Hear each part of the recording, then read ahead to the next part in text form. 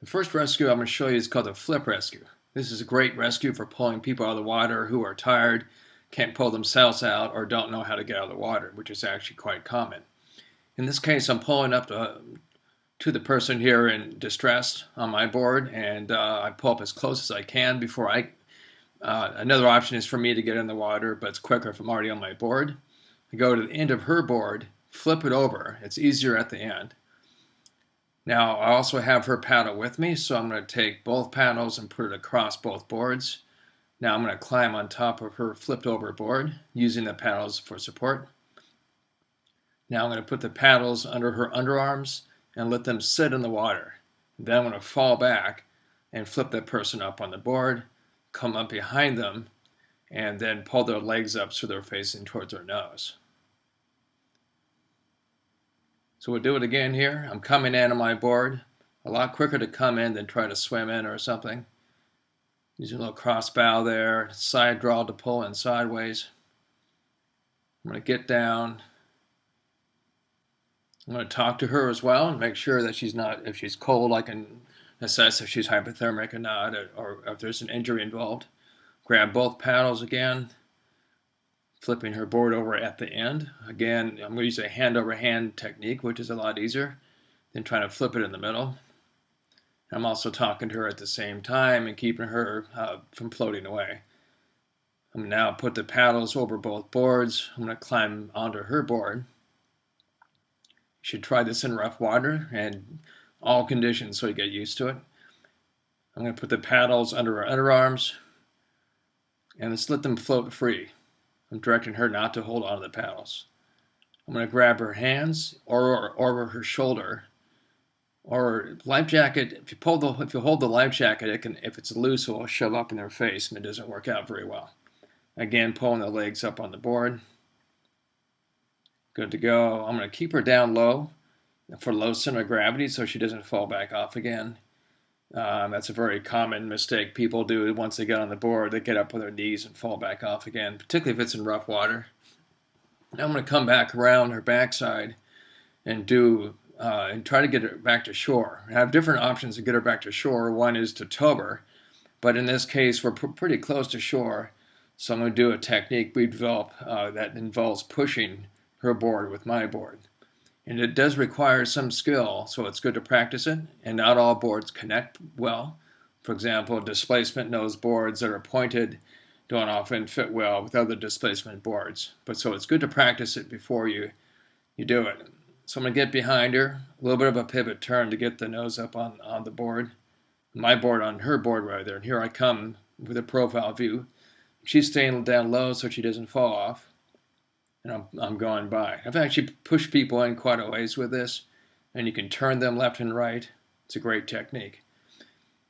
In this one, I'm going to help this guy up on the board, and he's my size. So I'm 6'5", 230. So he's about my size.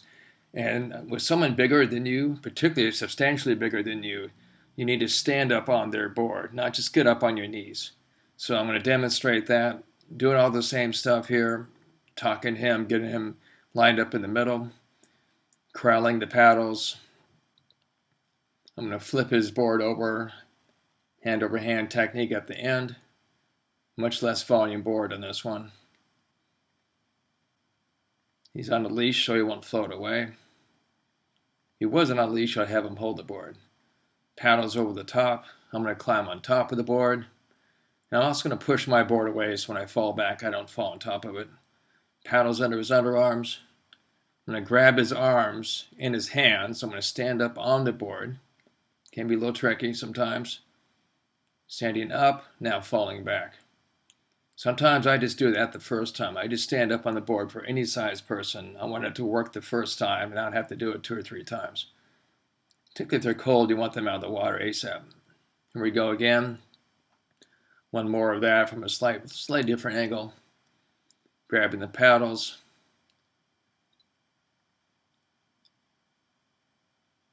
Actually, in this case, he's flipping me over on my board. So that's inflatable. Good to try on those. Those are thicker than hard boards. So he's got the paddles crossed over as a brace. He's climbing on top, putting the paddles under my underarms to float in the water. That's so that they are wrangled and won't float off. When he flips me over, the paddles will be pinned. He's standing up on the board, grabbing my hands, flipping me over. I'm on top of the board. And when you grab something, you want to grab their hands, not their wrists. You want to grab their life jacket under their arms. But if the life jacket is loose, it's going to fall off. Here's another technique we developed that doesn't work very well, but it's there in a pinch if you need it.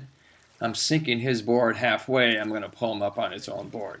So it's kind of like a dry dock. You kind of float the board a little bit, get it in the water, and then that'll help drag the person up on their own board a little easier.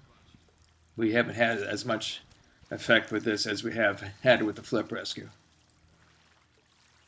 So again, sinking their board a little bit, pulling them up. Something to try. This one's called the lasso rescue, and it's a rope going down the length of the board. That the rope is knotted, and it only works if you have a handle you can attach to. But the end here, where it sticks out, that's the stirrup, basically. See how that hangs off the side of my board there? Just a rope with some loops in it, and it hangs off. Best on inflatables that have handles in the back, or you can dangle it off the leash plug. And you set it up for your feet, or you can have an adjustable loop there that someone can stick their feet in and adjust it as needed. And it's just basically a step to help them climb up on the board. We find that it only works on the end of the board. On the side of the board, it will flip over. So in this case, I'm putting my feet in the little loop there, in the stirrup loop. When I stand up, fall on the board, and then I can use the rope, knotted rope in the middle, to pull myself up.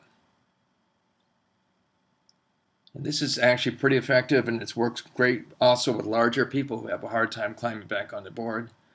Again, stirrup, and now using a knotted rope to pull myself on.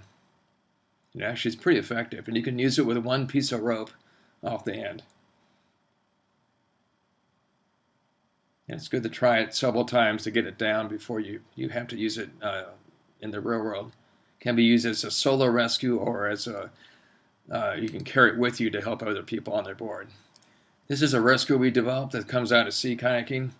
I have a paddle stretched between two boards, and here Skylar's putting his leg up on the paddle and lifting his body up on the board. Here we're going to try it again.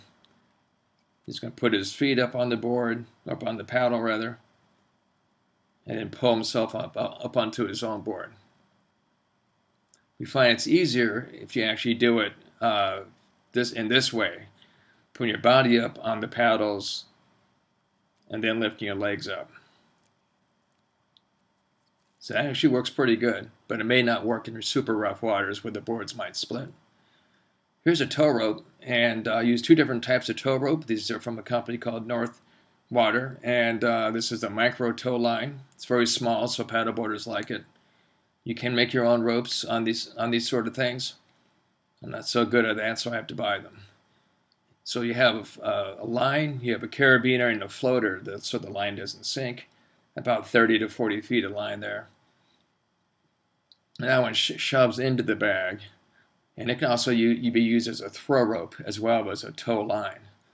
This is more of a tow line designed for sea kayakers. I have two ropes in there, a short line and a long line. The short line is used for short tows or tows in rough water where I don't want the person I'm towing to surf into me. The longer line for flatter, longer distance tows. On the belt there, I have a quick release belt. If I need a release, I can get out quickly. And then that bag, when I'm done with the rescue, I can shove all that rope into the bag. Whereas the previous tow line, I have to shove all the rope through a small hole. So this is a lot easier at the end when you get all this extra line and you need to, you're done with the rescue. It's time to get going. You don't have all this line hanging out around your board. So here's some different places you can attach your tow lines to. You can either do a handle and in the front, like that. Mostly you only will see a handle on inflatables. You can also stick it on the outfitting of a board, but in this case bungees are pretty flimsy and they could break. I actually don't use bungee outfitting on my boards. I use rope or I use cargo netting. But you can see how it's kind of flimsy there, but for what in a pinch it will work. Good to try different things. And then another method that works pretty good is if the person is conscious, you can wrap the rope and carabiner around the paddle there. I'll demonstrate how that works. Then the paddler would hold on to the paddle. So I'm going to demonstrate that there. So the victim or the rescuee is the person holding the paddle. You can see how that works there. That works pretty good.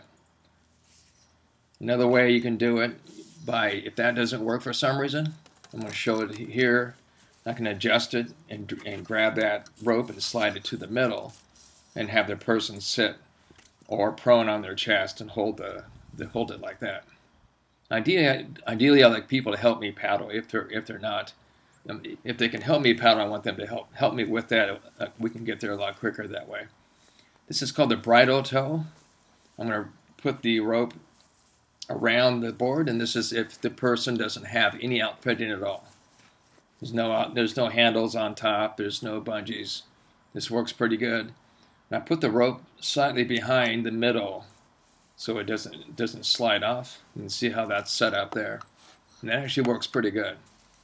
But it takes a little time to set up, and it can fail. Pulling it there.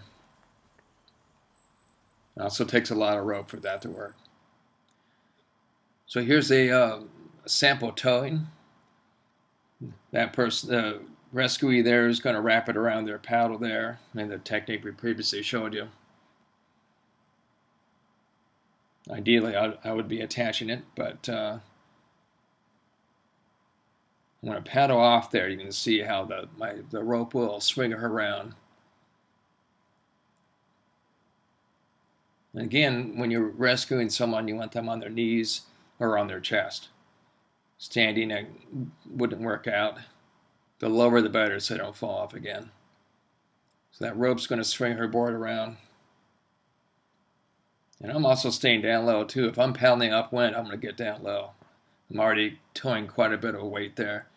So if I'm standing up, I could potentially make it harder on myself. It kind of depends on the situation. So it's good to practice this, and you want to practice this in all conditions. Upwind, downwind, side wind, rough water, waves. Just be careful in waves that the person behind you doesn't surf into you. Okay, there you go.